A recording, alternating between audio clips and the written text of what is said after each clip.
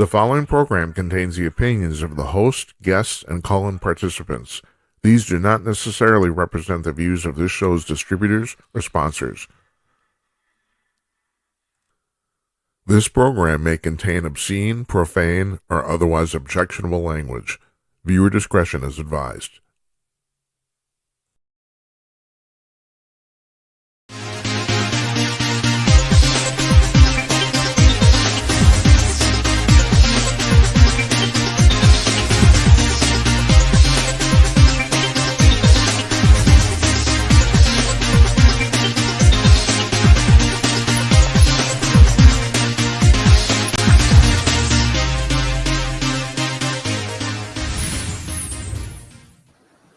Can you feel it? I can feel it. We're here together, bounded by satellite, coming to you cordless. It's 11:02 on the East Coast of the United States, 8:02 on the West Coast, 10:02 p.m. in the Central Time Zone, where I'm sitting here in Minneapolis, where right now, or at least the last I checked, the Vikings are actually beating the 49ers. And I never thought that was going to happen in a million years, but we'll see. Game isn't done yet. Anything can happen. That means the Vikings could lose. Geez, you think? I'm Jim Peters, and welcome to another edition of Jim Peters at Night. I think this is episode number 39, if I'm right. We're starting our 11th week. And I'm doing something different tonight. I'm wearing a coat. I decided, what the hell? And the weird thing is, look, I'm not an expert at lighting, so I'm starting to think that I don't understand what's going on here. But the coat actually makes the green screen shit work way better, and I don't know why. I have no idea at all. I know the reflection, but I look a little less red, and so we have a good signal, and God bless us, So it's going to be a great show tonight. We're going to have a great show, folks. So here's what happens. Here's a rundown. Our guest tonight, Larry Newman. We're going to have to check with him. I think he's the president of the Missouri Bail Bondsman Association. I think he's also certified Bigfoot investigator for the Bigfoot Field Research Organization. And usually we have him on in that capacity. But tonight I want to ask him about cashless bail. Also bail in general, because my guess is you hear this term all the time. I'm guessing you don't exactly know what's going on. And actually, I'm not sure I do either. I think I do, but I'm going to let him explain it to us. So that's tonight. Tomorrow night, Eddie Scarry is going to be joining us. He's an author. He wrote a book. He's written 4 books. One is called Liberal Misery. That's his latest one. And it's basically about something I've been talking about for a long time. The difference between conservatives and liberals does not have to do with politics. It has to do with a personality type. Certain personalities are drawn to liberalism, and certain personalities are drawn to conservatism, and therefore never the two shall meet. So he's going to be joining us tomorrow. Wednesday night, Jeff Meyer, CEO and publisher of Kong News, he's going to be here. Always has an interesting conversation, always an interesting take on stuff. We don't have a guest on Thursday. I thought we did. We don't right now. We probably won't get one, so I'll pontificate to you. Next Monday, I'm taking the day off because I have another. I know I did this like 3-4 weeks ago. I have another dental appointment. Now, last time, I'm glad I didn't know whether I should do that or not. I'm glad I did, because by the time showtime rolled around, I still had a hard time talking. So I'm going to do it again. We're taking Monday off because on Tuesday, here's the big news, folks. On Tuesday, we're going to do the Halloween BS Spooktacular. So we have a panel. We're gonna have a panel here. Matter of fact, I don't know. I invited Larry. I don't think Larry has not said he's accepted yet. People in their costumes. Don Zoro is going to be here. Tim Conaway, the presidential candidate, he's going to dress up. I'm going to dress up. We're going to let you call in your costume. You can call in, and we're encouraging. It's called the BS episode because we're not going to talk about anything of any importance whatsoever. And I am encouraging everyone on the other end, or the remote end. Drinking is not out of the question. I don't know if I'm going to do that here. I got a lot of buttons to push, but yeah, no, if you want to do that, that's fine. And hell, it's 11 p.m. Eastern. The kids are long gone. All the candies you passed out is over with. So what the hell? You join us, okay? I'm trying to figure out how to promote this. I think we might run some ads on Rumble or something like that. This should be a good time. And of course, yeah, you call in.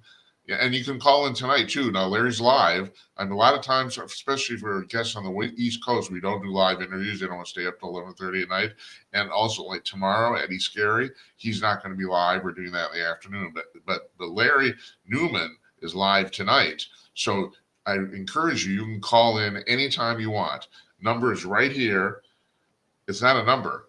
It's a URL. You go to jimatnight.com/call and you push the button at the top of the screen and you're in this virtual studio. You're in our green room and you can check your camera and mic and get the crap out of your teeth and all this sort of stuff. Now, when we started this, I had a QR code in the corner right here. In this corner right here, I had a QR code that led to that page. And it just occurred to me, I was just thinking, I'm always thinking about the show, always thinking of trying to think how to make it better. I thought, we could actually turn that QR code. I took that off the screen because it was taking up too much space, especially when we did interviews with more than 2 people and stuff. It was covering up people and stuff, and I didn't want to deal with it, like taking it on and off, that sort of shit. And I didn't know how much it was helping. But it occurred to me we can link the QR code directly to the studio, that you don't have to go to the jimatnight.com/call page. That occurred to me today, and we might do that. I might do that. So you can take a picture with your camera, and you would instantly be in our studio. You wouldn't have to go to another webpage or any of that crap. So yeah, so that's what we got going on today. So yeah, you call in. Yep, good times. So what happened today? I'll tell you what happened today. Well, first of all, today, now I don't know who decides this. I don't. So just, bear with me, okay? Today is National TV Talk Show Host Day. Yeah, that's me. Yep. Yeah. Hi. How you doing? Yeah. So call up and I don't know. So you make me feel good. I need to feel good. I need a safe space. I need, it's really, I need to. Oh man. All right. So, here's the latest in the Israeli war news. The president has told Israel that he wants them to wait for the ground invasion to free more hostages, because he wants more hostages free before they do that. Right now, supposedly, the Hamas is holding 220 hostages. 10 of them are American. There's also a few American citizens that are unaccounted for completely. They don't know where they are. And today, too, Hamas released 2 more hostages, 2 Israeli women, although they were there with their husbands, and their husbands were not released. Their husbands are still being held, but the 2 Israeli women were released. So did this occur to anybody? I'm watching the TV this afternoon.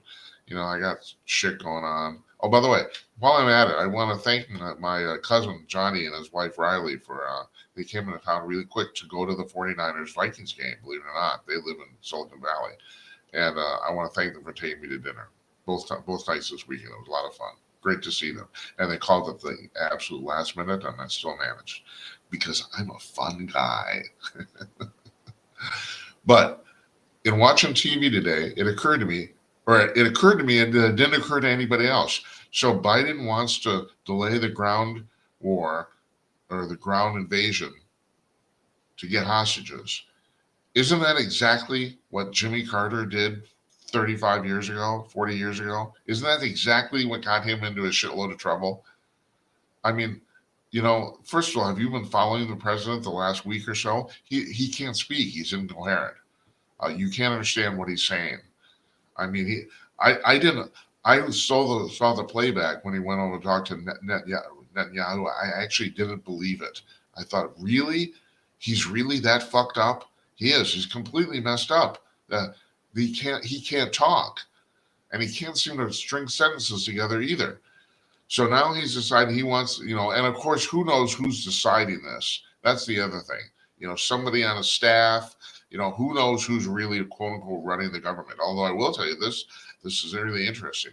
CBS News today quoted former President Obama about all this. And I thought, well, that's who Nora's sleeping with, It's like figuratively speaking, of course. Does that surprise anybody? There's been rumors that he's been pulling the strings behind the scenes for 3 years.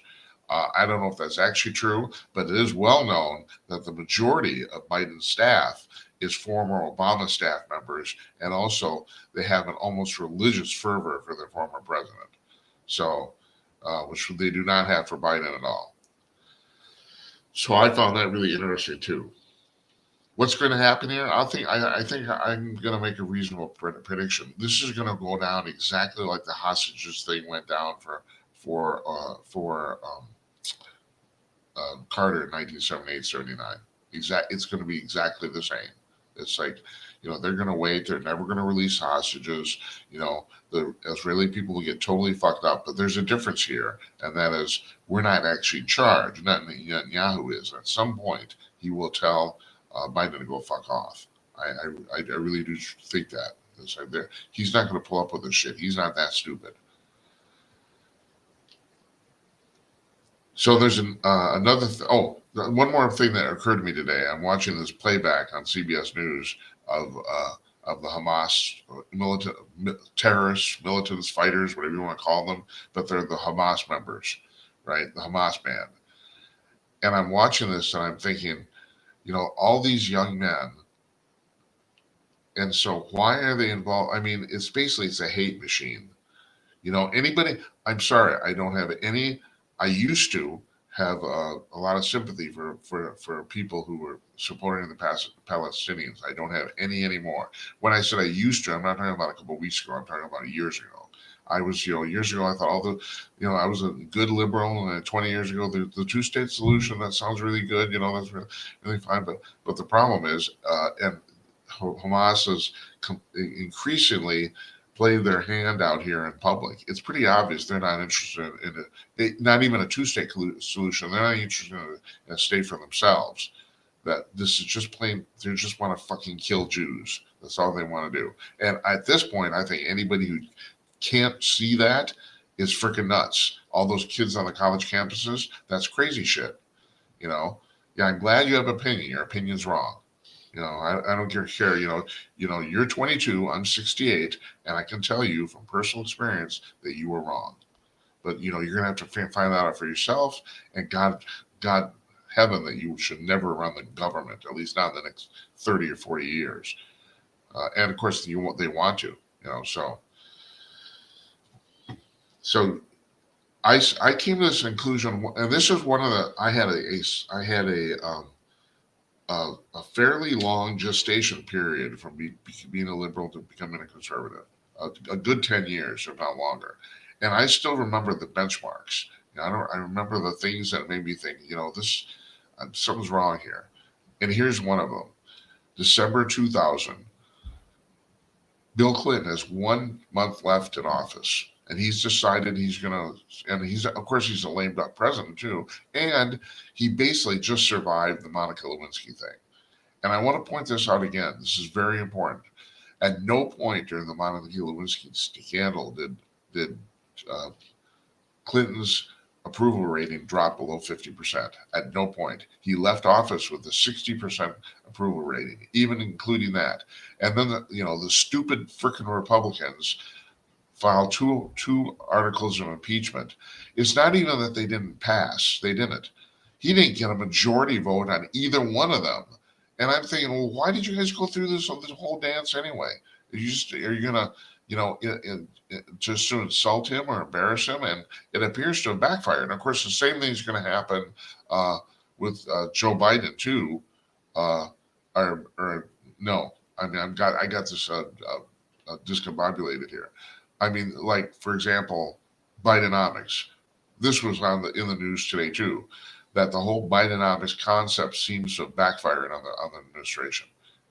They're looking like idiots. I'm going to get to that in a second, but I do want to bring up this one more point here, and that is I'm looking at these Hamas kids who got their rifles and they're running out shooting people and raping people and all this sort of stuff, and I'm thinking, the weird thing is, because this is the way humans think. They would rather belong to a group that's evil than not belong to a group at all. You have thousands and thousands of aimless, hopeless young men. And they want to belong to a group. They want to belong to something. They want their life to matter to something. So they're going to give their life to this evil organization. Maybe they thought it was a little evil when they started, but they get into it. It's camaraderie. You have a goal. You have a purpose. And when Trump said a couple of years ago, when he said that he was talking about shithole countries, I always everyone got so mad. He's like, well, you called the citizens of those countries they're shithole. No, he wasn't talking about the citizens. He was talking about the governments. There's 192 countries on Earth right now. About half of them have shithole governments. They're completely hopeless. Look at Haiti. Haiti, what's his name? The despot there. All he does is rape the whole country of money. That's all he does. It's completely, utterly hopeless. Those people have no infrastructure. And Hamas, even in Gaza, they have no infrastructure to speak of.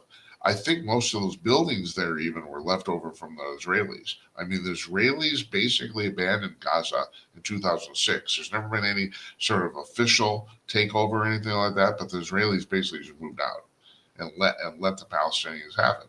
Okay, fine. So now you got a piece of land, right? So you think, well, you're gonna cater to your citizens, right? No, they're not going to do that. Either they don't know how or they're not interested, one or the other.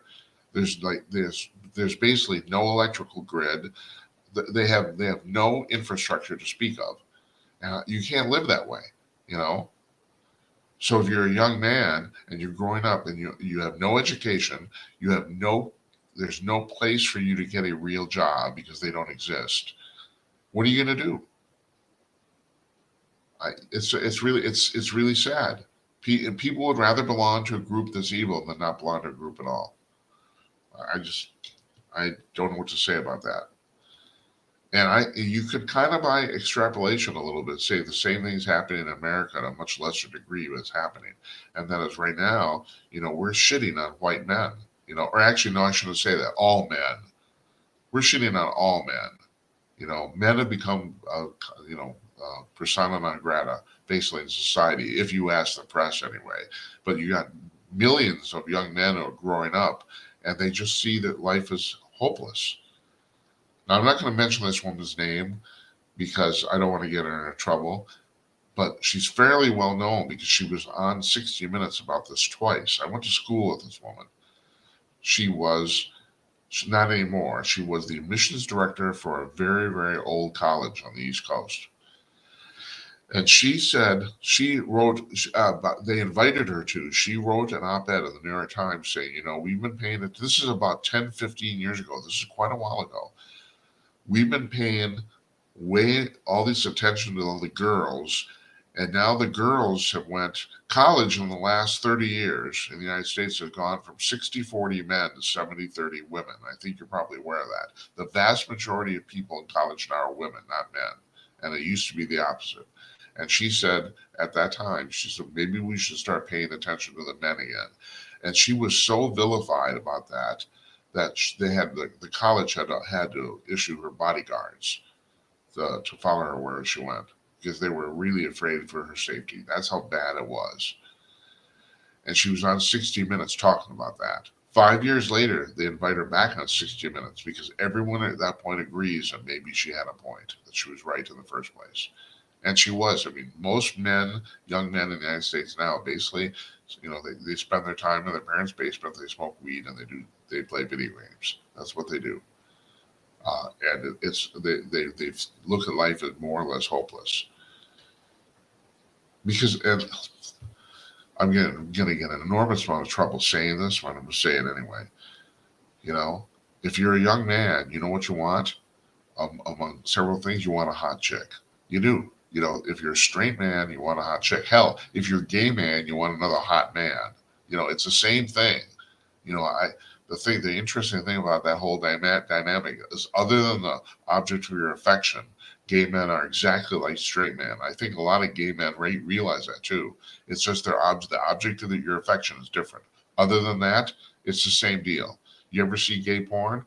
It's like straight porn. It's with guys. Now, I know that's master of the obvious stuff, but still, it's yeah, it's the same thing. So So what does a young man want? A young man wants a hot chick. That's one of the things. You want a hot chick because the whole world um, recognizes money and power and sex. That's it. And that hasn't changed. You can talk to your blue in the face. All those Me Too women can talk about. It's like we're changing. It's like power to the women and all this sort of stuff. No, it's never. That's never going to change. Never, never. Why? Testosterone. That's why. So if your goal in life for society is to basically distress all testosterone and get rid of it, well, you're probably doing a pretty good job right now. I read constantly all these articles written by different people. Hell, my friend David Stronwell won a hot air a couple days ago. You gotta go see it about the fact that that and this was about Hamas too, and he was talking about the people protesting against the Israelis and for the Palestinians, and he said that these people, and he's talking about now the Americans, not Hamas, these people protesting, they're basically trying to upend society, and they are. And you want to do that? Well, a great way to do that is you just kill testosterone. You kill it, and you psychologically neuter all. So, at any rate, yeah. All right, I'm going to bring up Larry's standing by here. I'm going to bring up one more point here before we go on, and that is about the fact about Bidenomics backfiring. So this was released today. Right now, as of today, you can only afford half the house you could afford for the same amount in 2020. Half. That's your purchasing power when it comes to real estate has gone down 50%. 50% in 3 years. Also today, 10-year Treasury bills hit a high interest rate of 5.0% for the first time in 16 years. And that's now it dropped below that. It was only up there for a few hours. Now, at the end of the day, if I'm right, I didn't actually check at the end of the day, but it went back down to 4.9. But still, the fact of the matter is it busted that threshold first time in almost 2 decades. And then I want to talk about my energy bills. So I take these energy pills. They're made by a major vitamin manufacturer who I will not name, but they've been selling them for years, and I love them because they're mostly different brands of ginseng and a little bit of caffeine, and it works tremendously for me. I don't crash or any of that sort of crap. It's like I take these pills regularly, almost every day, and so I need a refill. So I've been buying these pills for maybe 10 years, right? For 10 years, they've been $15 a bottle. I went to the vitamin store the other day, 25 bucks. 25 bucks. After 10 years, you mean 15 bucks. Now they're 25 bucks. And also they used to have a special where you buy one and you get a second one for 50% off. Not doing that either. No, that's Bidenomics, folks. That's what you get. All right, we're going to bring Larry in here, which means we're going to run a beautiful little bumper.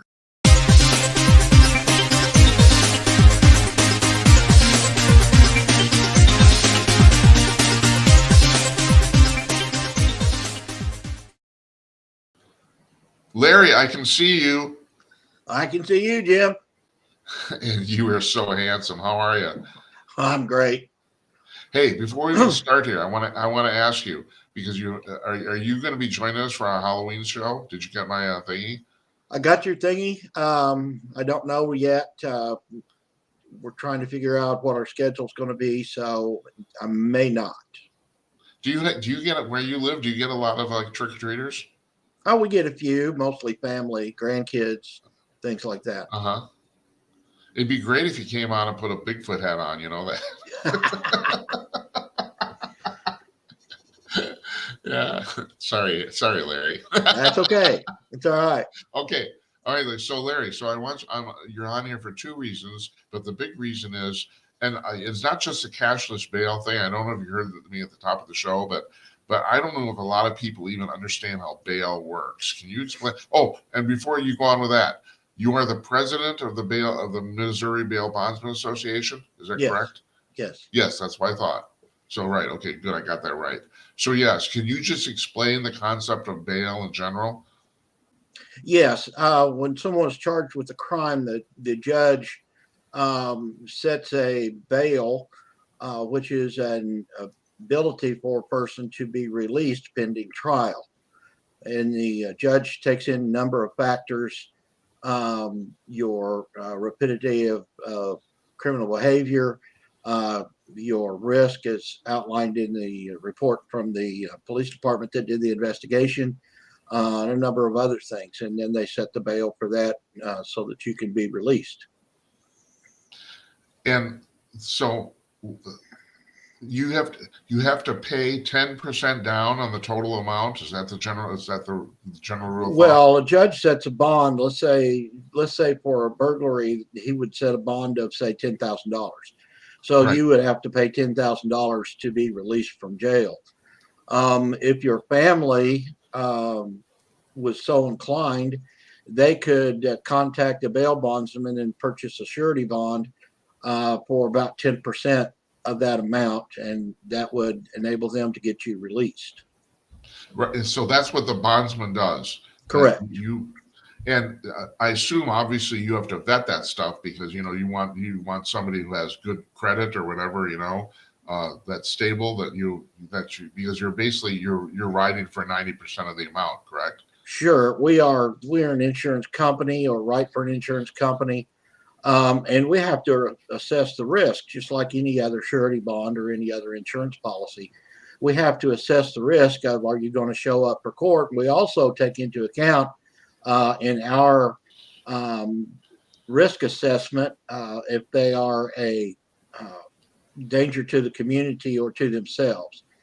If we find that they are a danger to the community or any individual, if they were to be released, then we can deny granting that bail bond. So, Larry, first, how do you get paid doing this? Is there a fee built into the whole 10% thing? How does it work? Well, the 10% money? is our fee. It's an insurance premium, just like if you were paying for a bond, or if a contractor was contracting with you to build a house, you would want them to be bonded so that in the event that they fail to complete that house, they would have an insurance company that would pay them what they were losing because of the failure of the contractor. And how many people actually end up skipping bail? Well, what's the percentage as a bail bondsman, I'm going to charge 10%, and that's our premium for writing the bond. So just based on that gross hold amount. it. Just a second before you go on. So the 10% is not actually part of the total amount. The 10% is your fee for basically writing the whole thing. That's correct. They would purchase a bond from us, and the fee is 10% of the face amount of the bond, which the judge sets. Right. So based on that, if I have more than 10% of my bonds skip, I have to pay the court to pull them out of the bond. So based on that, if I have 10% skip, then I'm broke. Yeah. So right. In actuality, it breaks down a little farther than that. I, acting as the insurance agent, have agents who actually go out and write the bonds. I pay them 5% so that they can make a living and pay for their house and put their kids through school and, food on the table. So of that remaining 5%, I have that I use to pay all my expenses, my clerical work, my office expenses, and everything like that. So in our case here, if we have more than 3 people out of 100 that skip on bond, then I'm in the red. So based on that, 97% of the people on bond are going to show up for court. Yeah. Is that the actual percentage, or that has to be the actual percentage? If more than that, right, I'm out of business, and I've been in business for 15 years. Well, in reality, is the people who show up, is a percentage actually higher, like 98 or 99? Oh yeah, in our particular business, we bond about 3,000 people a month or a year. I'm sorry, about 3,000 people a year, and over the last 14 or 15 years, our percentage has been less than 1% actually don't show up for court. Oh, that's pretty good. Good for you. Well, it's the most effective way of getting people to show up for court, so that the court cases can be completed, and the victims can get satisfaction. Yeah. All right. Now, can you explain that concept of cashless bail? How's that work? Cashless bail is where the judge looks at the case and sets an what we call an OR bond. He's released on his own recognizance with a promise to show up for court. And you're completely cut out of that process as a That's bond. correct. That's correct. The problem is, statistically, about 40 to 50% of the people don't show up for court No when shit. released on OR bonds. Right. So Oh, wow. the victim's left out there holding the bag. They've got no satisfaction in court. The case goes into a dead file, and in the event that somebody might get picked up in some future date by law enforcement for something else, then they would be returned to the court. But with cashless bail, even if they didn't show up for court, they're caught by the cops and put back in front of the judge. The judge ORs them again with a promise to appear, and it starts all over again. So, Larry, let me ask you: has the whole world taken crazy pills? What the hell's going on here? It's like, I guess, I mean- Jim, I don't think they're the pills you were talking about a while ago, but there's some sort of No. craziness going on. And it's, this is another step in the stepping stone to socialism, communism type of effort that's been going on. When we try to make excuses for everyone not following the rules, then society doesn't have a whole lot of time left to be alive. No shit. Now, I don't know if you caught this earlier. I had a cousin of mine and his wife came to town here this weekend. They called me up for dinner. They're from San Francisco, and during dinner they were saying that, and I just found this so depressing. They already think San Francisco's past the point of no return. They do not think this problem can be fixed now. Well, I kind of agree with them in what I see, and with the human nature being what it is. Any time that you let people get away with not following the rules of society, they're going to continue that. They're going to be emboldened. The crimes are going to get worse. And as long as the judicial system it continues in the vein that it is now, it's going to get a lot worse. And in the final analysis is it's going to be mayhem in the streets and total chaos. I can't disagree with you. I just find this so depressing. But do you think so? In your estimation, did the liberals basically do a bait and switch here, or? Yeah, the liberals are the face of it. But it's there's something underlying going on, and it's harder and harder once you let these things go. It's far more difficult to fix the problem. Do you have an opinion of what it is? You said more is going on. Do you have an opinion of what that is? Well, as more crime increases and you make excuses for people when they can come in and take up to $1,000 of your property that you worked hard for to accumulate, that you went out and purchased, that you earned, when they are free, have a free hand to come in and take that and walk away, and the prosecutor and the judge is not going to do anything about that. Why should they stop? It's just going to get worse and worse. No, I'm just asking a rhetorical question. I don't understand how anybody can't figure that out. It's like, how did they even sell this? Or they didn't, maybe. And they don't phrase it in this way, but they all say, well, we're a more advanced society, and we have to be nicer, and we have to be less restrictive, and we excuse a lot of this behavior for mental health, and it's not mental health. It's a problem with behavior. Yeah.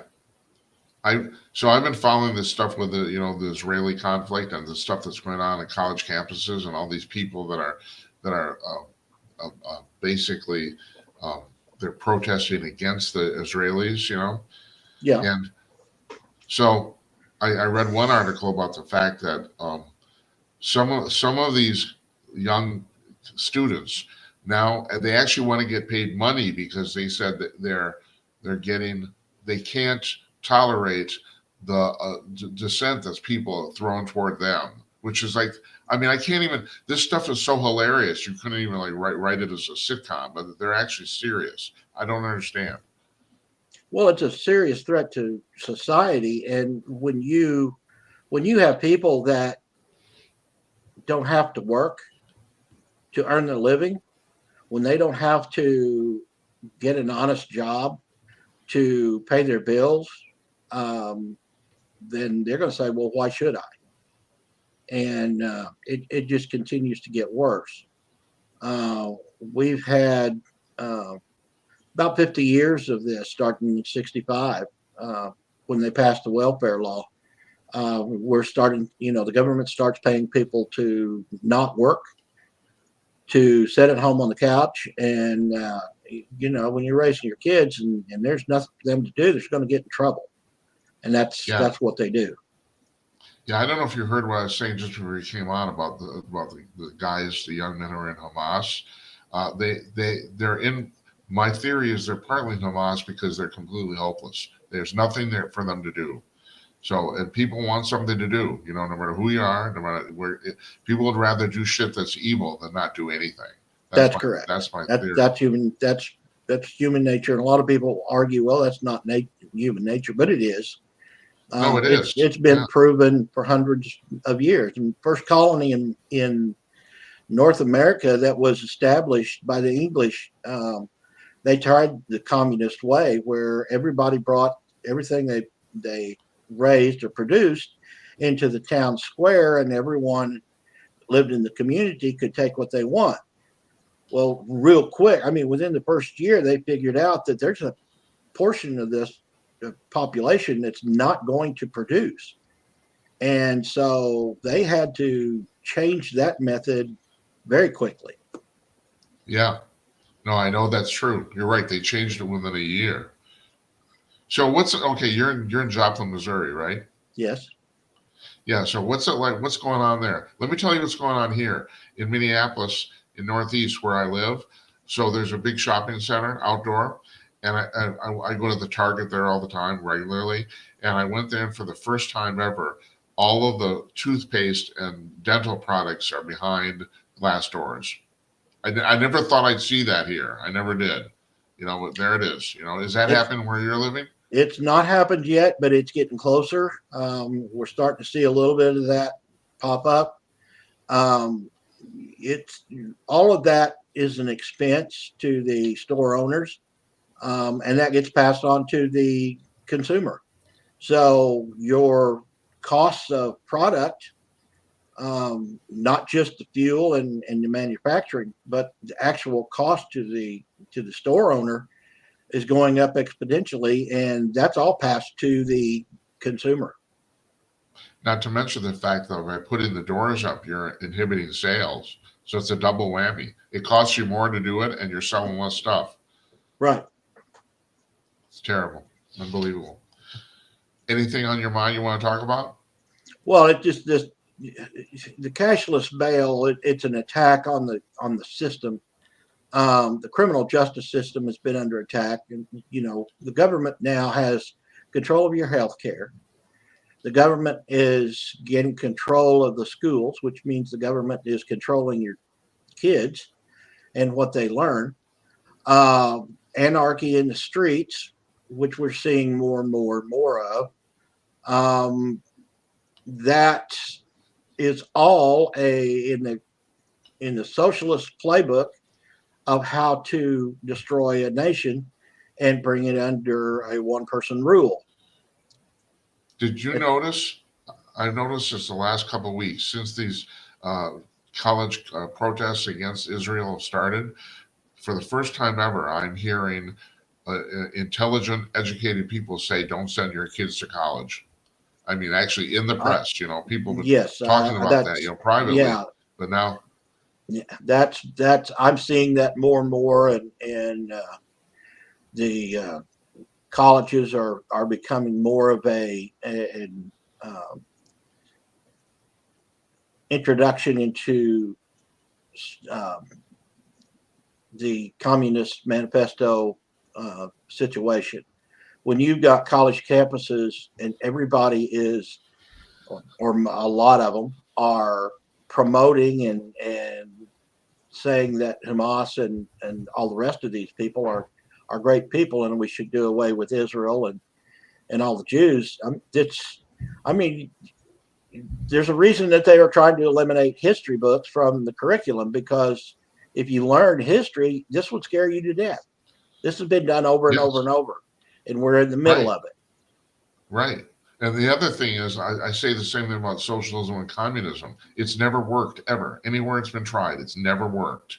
No, it I mean, your political elite are going to control everything, and all of the people inside the Beltway in Washington D.C. are all going to be great. They're all going to be fabulously rich and all working for the government, and it's not going to affect them. But everyone else in the country, it's going to affect. We are going to be servants to the government. yeah, there was an article on Fox News this weekend by a guy named Christopher Bedford, and I think he's with the Common Sense Society or something like that. And he was talking about this, the latest problem in the House with finding a speaker. And he said, what's going on here is not that this is chaos. He said this is actually the symptom of chaos because he said behind the scenes, basically, there's a huge struggle going on between the rhinos who want to control, want everything to stay the same because they're on the gravy train for the money. And there are people in Congress, and I know there's more and more of them all the time that truly want to do the right thing. And he Right. said it's a giant struggle between all these people. And okay, and maybe I'm just an idealist. I don't know, but seriously, do the right thing and then go home. I don't know. I have a real hard time with this whole rhino concept, and they can't put the genie back in the bottle. They can't. It's not going to happen. At least I don't think so. Well, this country started out as on the premise of citizen politicians. You go and you serve a little time in the legislature or as a political person, and then you go home. You go back to your business. Well, Yeah, now we've got politicians that's been in Congress since they got out of college, and they've never lived in the real world, and they're the ones trying to tell us how to live. That they have no clue. They've never lived that. So I keep hearing people say, well, we need a politician in the White House. We need No, you don't. You need someone who's been in the business area and knows how to run a large business, a CEO, an executive. That's the executive branch. You need an executive.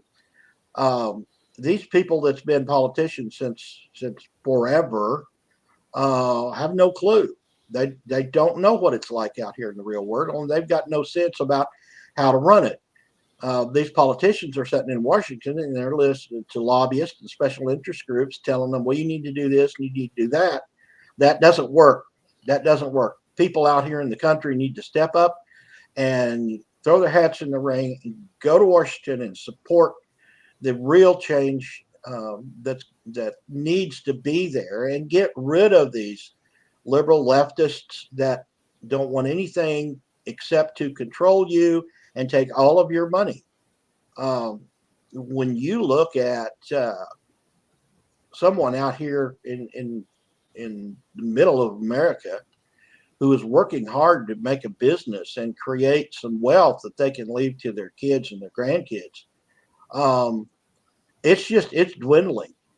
The the government takes your money at every turn, and they're taking more and more of it. They're making it harder to live. The red tape, um, it just they're gradually chipping away at what we've got. If you make some money and you want to leave it to your kids, it's getting harder and harder to find ways that you can actually pass on what you've earned to your children. Yeah, and like you said, it's not just taxes. It's like it's the regulations, the bureaucracy, and the fees, and all that stuff together. And it's becoming harder and harder to do anything. I mean, I don't know if you're aware of this. India, the country of India, is notorious for a ridiculous amount of red tape. It's almost impossible to start a business there. And then, oh, John Stossel did a story on this a few years ago. But it was at the Cayman Islands or something like that, where all you have to do is you want to start a business, you fill out like a half-page form. That's it. You got a business, Yeah. And Yeah. but in India, you can't do it. You just can't. There's so much red tape and fees that it becomes impossible. I don't know. Well, and the government and all of the regulators have so much control that if you start a business and you're doing well and you don't agree philosophically with the powers in Washington, then they can regulate you to death. You could run an honest business, and if they decide that they're going to sue you or charge you, you're going to spend hundreds of thousands, if not millions of dollars, just to defend your right to do the right thing. That's what they, that's how they intimidate you. What are you going to do? Yeah, it's weaponized lawfare.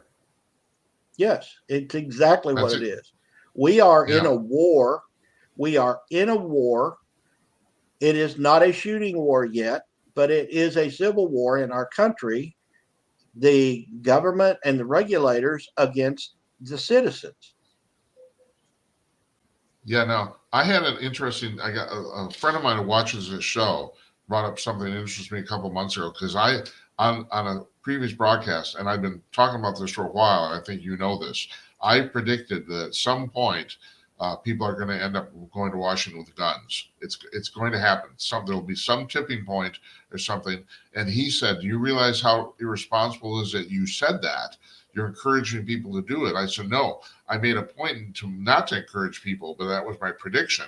And he said, "Well, you shouldn't predict stuff like that." But I think you have to talk about it. I mean, I don't, it's like, and I truly do believe this. I think something will happen at some point where hundreds of thousands of American men will grab their guns and get in their pickup trucks and drive to Washington. I don't know what will happen after that, but probably won't be good, Well, we have a unique country in which we've got 50 states, and each state can walk away from the federal government's regulations to some point.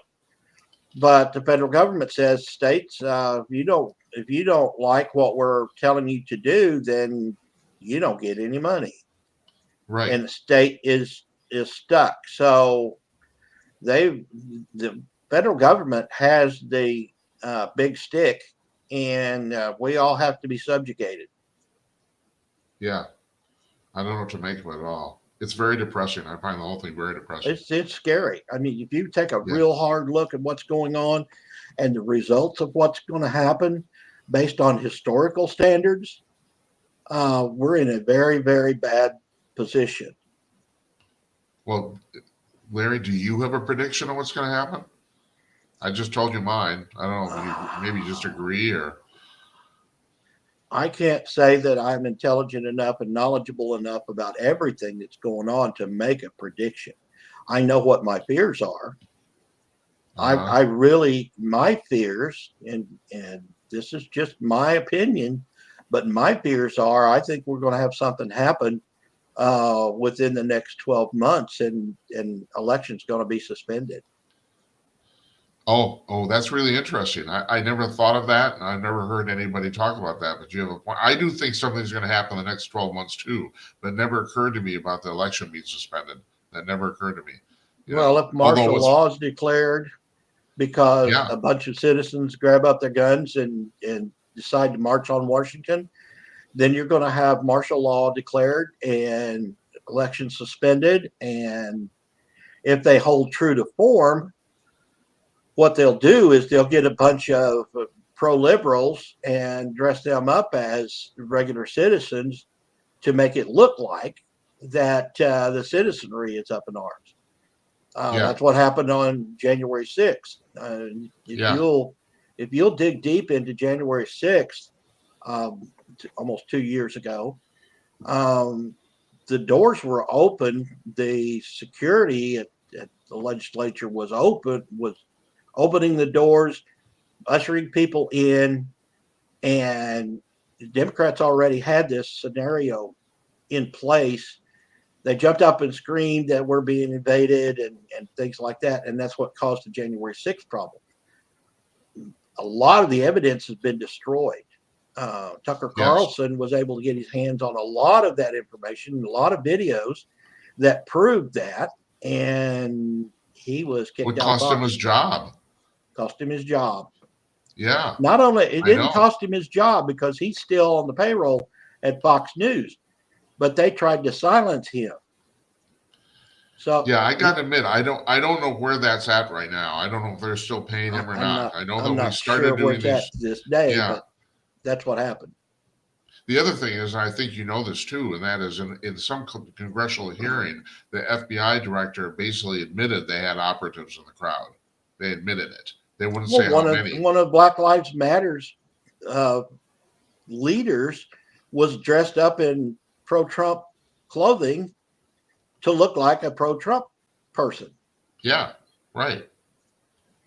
That was all over the national news in one of the pictures that was shown. This was a Black Lives Matter left-wing liberal dressed up in Trump attire, pro-Trump attire, to make it look like it was Trump people that was doing this. And it wasn't. You know what else? What also scares me, Larry, is that they might not even have to declare martial law. If these wars get running enough, people could just come to the conclusion, well, things are so bad, we need to keep Biden in place, which is like a absurd, ridiculous argument, but it's occurred to me that might happen. Well, last year, the Border Patrol statistics came out, and 2.5 million illegals crossed the border. We don't know where they're at. That was in 2022. In 2023, right. Up to this point, there's 2.7 million. So over 5 million, close to 6 million people have crossed the border illegally, and we don't know where they're at. Yeah, and also that's about 2% of the American population. You give those people the right to vote, even whether legally or clandestinely, they could turn an election. Well, they're coming from over 160 different countries. They're not just from Central America or Mexico. Yeah. They're coming from 160 different countries. Okay.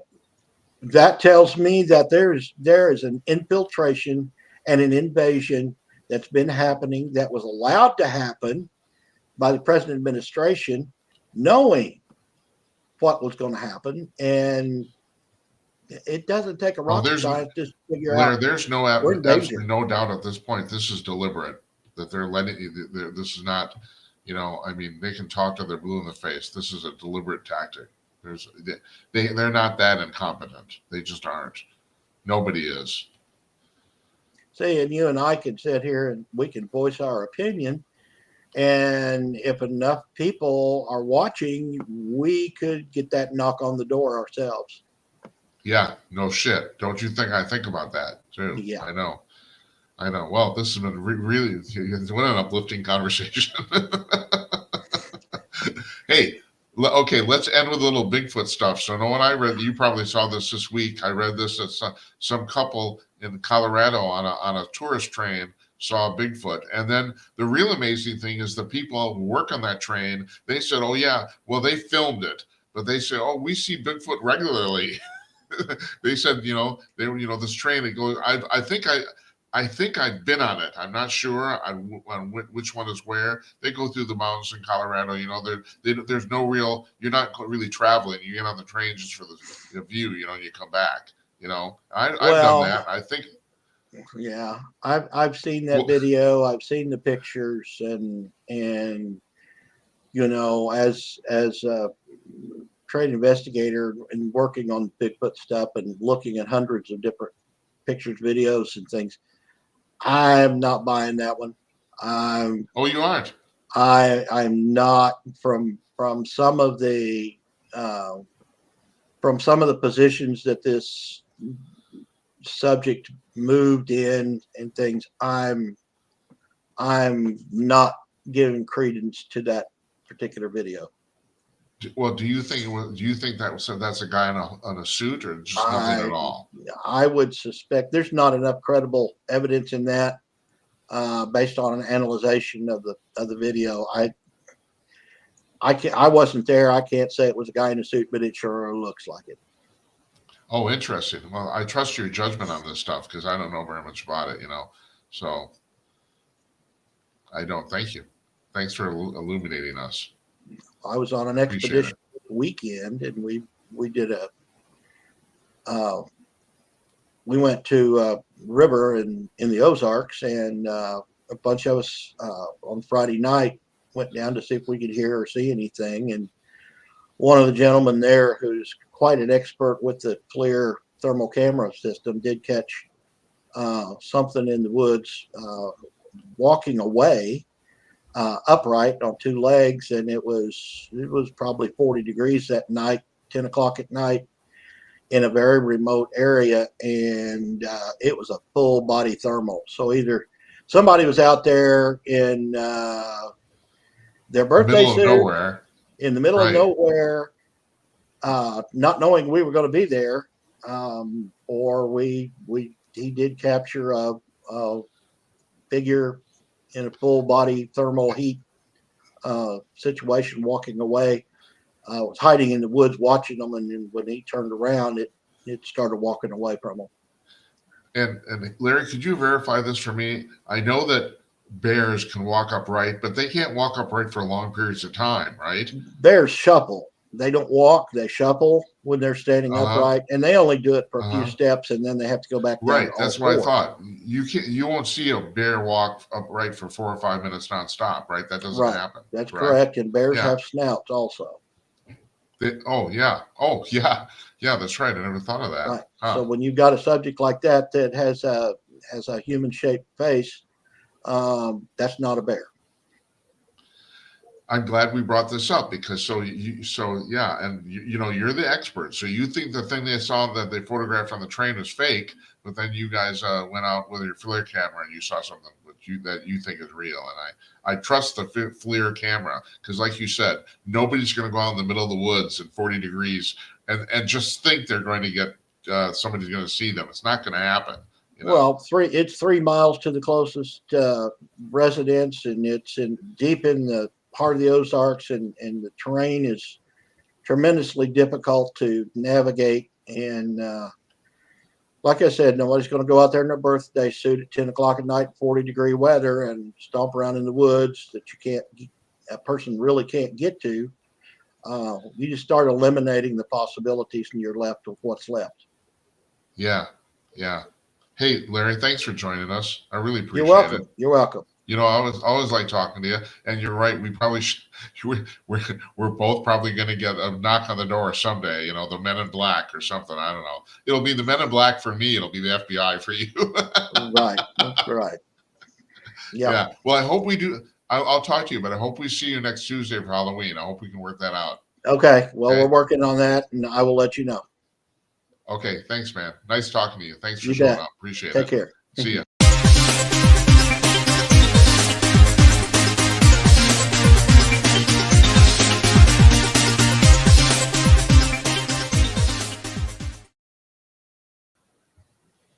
That's Larry Newman, my good friend, bail bondsman extraordinaire, Bigfoot investigator. He works for the Bigfoot Field Research Organization. And if you turned in, we had a Bigfoot panel discussion about 2 weeks ago, 3 weeks ago. It all blends together. I can't remember, but Larry was one of the people on here. So we also on that panel discussion, we had a guy named Daniel Perez, and Daniel publishes the Bigfoot Times. Now, the Bigfoot Times is a monthly newsletter about Bigfoot stuff. And the real amazing thing, and I love this because I'm an old man, I'm an old school, it's not email. They send it out through the post. You get it. It's a hard copy. And I don't know why that thrills me. And so I signed up, I'm getting mine. And Daniel's going to be coming back here at some point. We're going to be talking about. He's an expert on the Patterson Gimlin film, which is the film that was made, I think, in 1965, if I'm right, by two guys who just happened to. Well, they actually were out Bigfoot. They were trying Bigfoot hunting, and they not only they saw Bigfoot in spades, and it's really weird how stuff like this goes. So Larry said. Now, I don't know if you've seen this. You can get online and look at this. So what was going on, this happened about 2 weeks ago. This couple, they're on a tourist train through the mountains in Colorado. I can't remember the name of the train.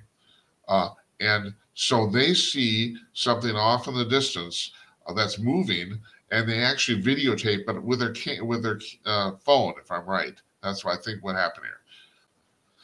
So now this is really interesting. Larry thinks it's fake, and I trust Larry's judgment immensely. So I actually didn't see the video. I only saw the still pictures. The only thing that I thought was interesting is that the people who work on that train said they see Bigfoot all the time. That's what they've said. So I don't know, but so Larry thinks that's fake. So I've seen the Patterson Gimlin film many times. I'm trying to. The reason Daniel Perez hasn't come on the show yet, I'm trying to figure out if we can actually show it. It looks like we can't, but I'm not really done trying yet because you need a license and they charge a fortune. So I don't think we can actually show the film. It's only like 1 minute long, like 1 minute 60 seconds or something like that. But I don't think we can show it. But at any rate, the first time I saw it, I thought it was fake. I thought totally fake. And I know a little bit about Hollywood production and stuff like that. So that's where my expertise comes in. I don't know a lot about Bigfoot, but I know a lot about making film. I thought it was fake. But the more I listened to people talk about it, the more I've kind of changed my mind. There's a lot of people who are experts in I don't know how to put this. I was going to say pedophilia, but no, that's not what it is. It's the pedo marking or the movement of animals who have said, many people have said this, that humans can't walk that way. And also, it's kind of subtle, but in the film, it's obviously female. This female has breasts. So the idea you could get that to look natural is that's unusual. I'll compare this to the alien autopsy film that Fox Broadcast Network showed in 1996. First time I saw that, and I've said this before, I've talked about this before, the first time I saw that, I thought it was totally fake. I thought, this is bullshit. But the more I started to read about it, the more I looked at it again.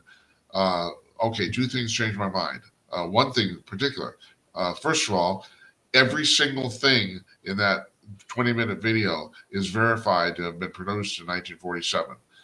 And you would need a professional person on hand just to vet all that stuff. Like in Mad Men. Mad Men took place between 1960 and 1970.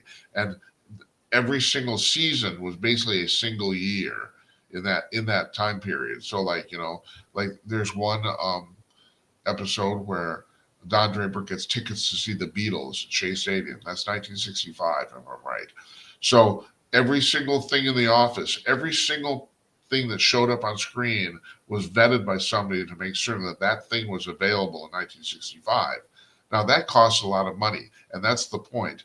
If you really stop and get down to it, making that stupid 20-minute alien autopsy film would have cost somebody at the very least $500,000, and probably a lot more.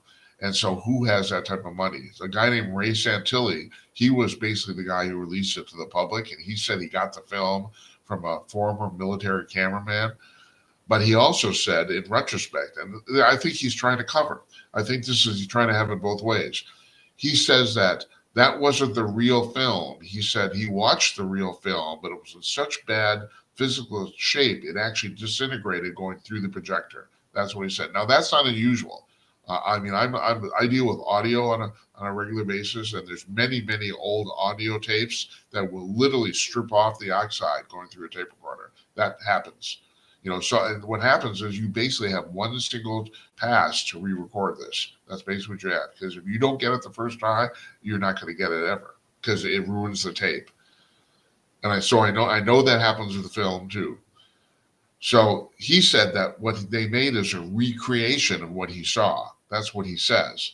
I think usually the government gets to these guys and say, change your story or we'll kill you or something like that. I know people think I'm, this is tinfoil hat shit, but I don't care. I'm going to talk about it anyway because as far as I can tell, it really happens. Hell, David Grush in front of Congress 2 months ago, he said he feared for his life talking about what he was talking about. He said he feared for his life that people were going to kill him, and he's in the military. He's actually doing it. So I don't think it's a big stretch to think that people haven't had their lives threatened for doing this. So let me give you another example on that too. There's a film that somebody made of a crop circle being created in Wiltshire in England, where these two little orbs are flying around the field, and basically wherever they're at on the field, the crops lay down. It looks like, and this was done. This was from the 1980s, I think it was. It's standard def, and years ago, pre-digital, it was hard to fake that sort of stuff. So this couple said they filmed this, and time went on, and then he went back to the press and said, "Oh no, we faked it. It's fake." Well, how did you fake it? They never explained that. I think that what the government told them, when I say the government, even though they're in England, I think it's the U.S. government, told them, you either tell the press that this is fake or you guys are not going to have a very good time in the future. That's what I personally think. So the alien autopsy film, I thought it was fake as hell. There's another thing too, that in that film, if you watch it, when the camera gets close to the innards of the actual alien that's being autopsied, its interior organs, the picture blurs out. And I thought, well, they're doing that to cover a splice, or something. It's just bullshit. I thought that's crap.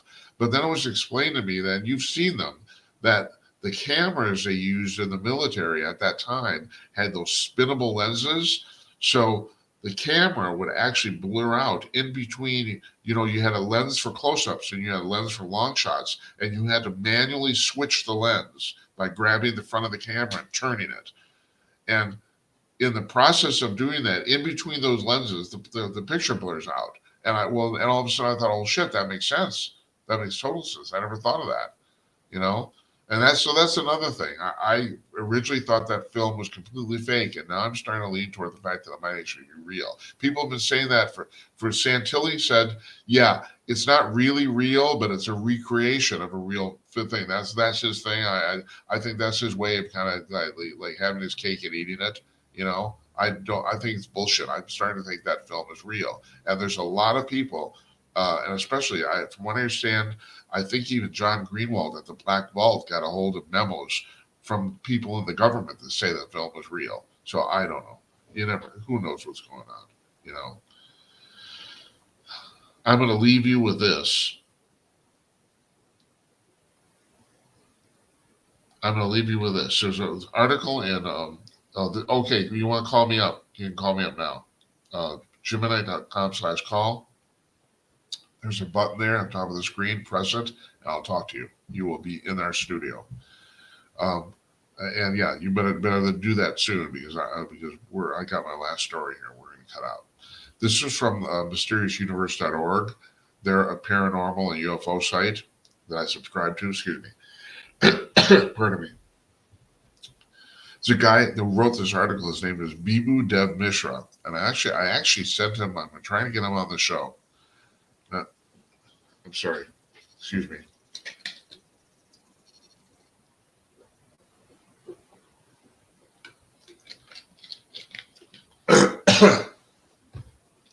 So the article's called, here's the headline: The Hostile UFOs of the Solomon Islands and Their Hidden Subterranean Bases. The Solomon Islands are right next to, is it Indonesia? Not New Zealand. I think it's Indonesia. It's a country. And there's been, in that country, there's been rumors floating around for many, many years. Many people apparently see these. Not only have they seen these UFOs, they've seen them dive in and out of the water.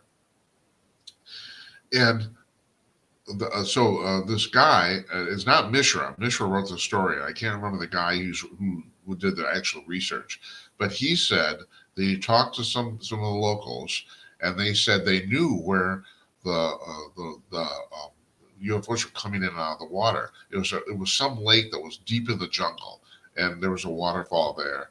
And I guess he got coordinates, and it took them 3 days to get there. And apparently, the hike was absolutely hellish. There were leeches, all sorts of crap. I mean, this is literally hardcore jungle shit. And but they got there, and sure enough, they saw UFOs coming in and out of the water from this lake.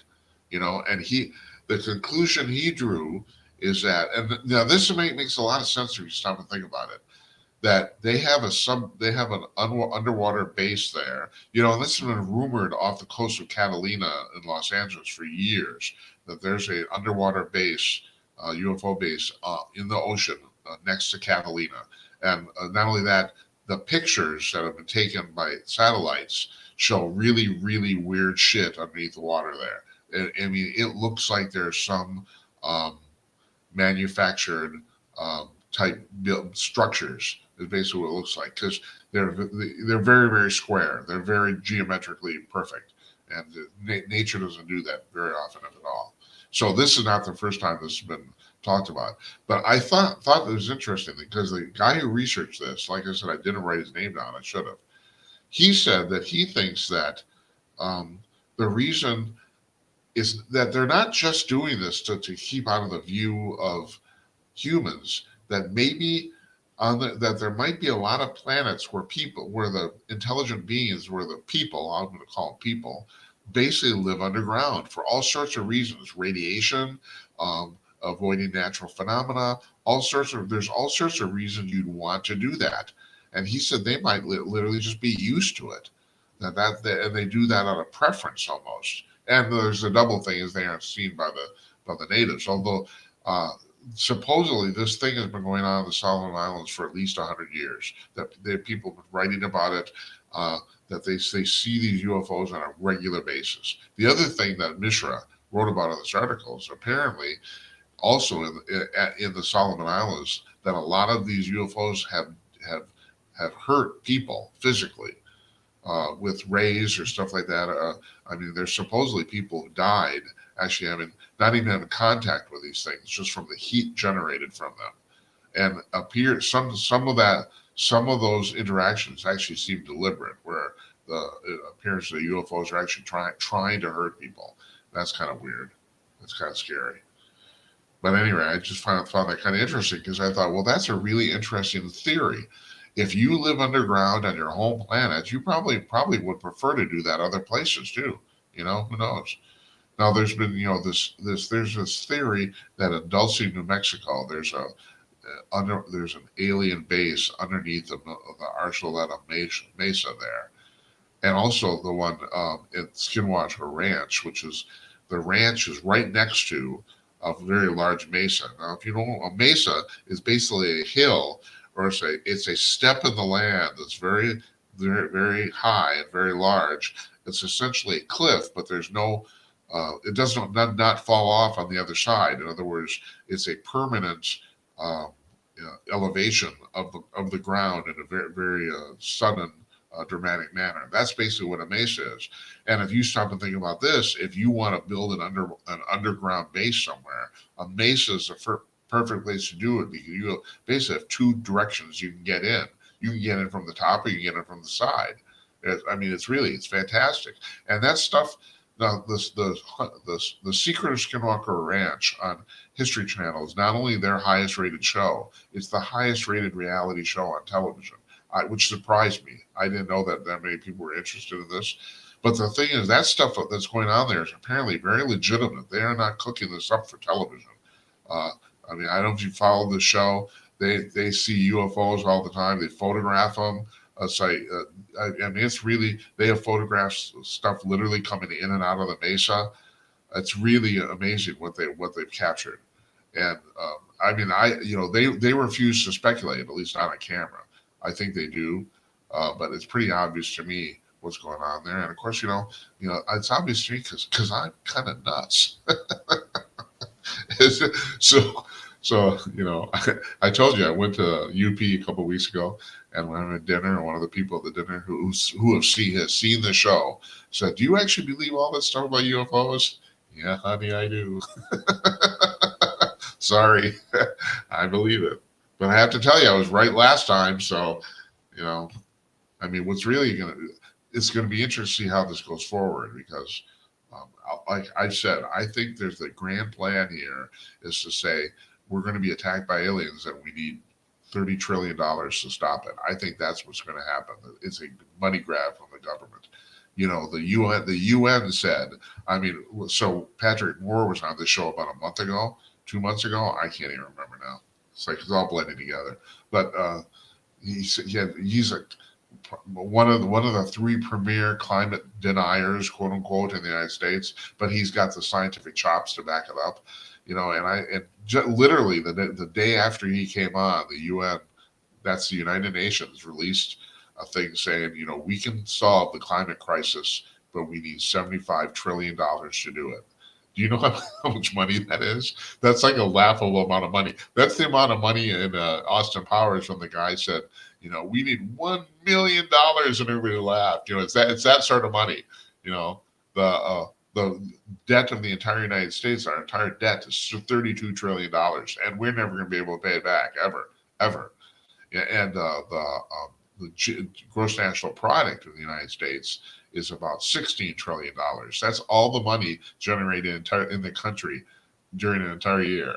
And they want $75 trillion to solve the climate crisis. Like they can do that too, the UN, who can't do anything right.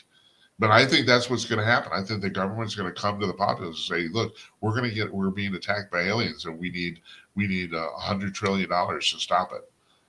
And they will somehow talk Americans into giving some money. That's what I think this is going. So I don't know. What do I know? Why do you watch this? You watch this because I'm entertaining. That's why. And also the guests are really good. That's true too.